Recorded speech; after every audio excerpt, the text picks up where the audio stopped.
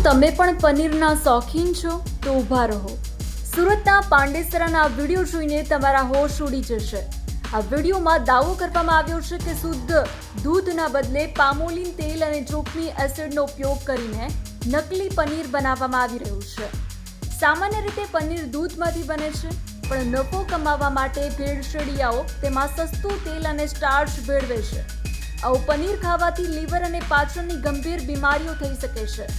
સાચું પનીર ઓળખવું સાવ સરળ છે. પનીરને હાથમાં મસળો અને જો તે ભૂકો થઈ જાય તો સાચું, અને જો રબર જેવું ખેંચાય તો નકલી. પનીર પર આયોડીન ટીપા નાખો. જો તે વાદળી થઈ જાય તો સમજી લેજો કે તેમાં સ્ટાર્ચ છે.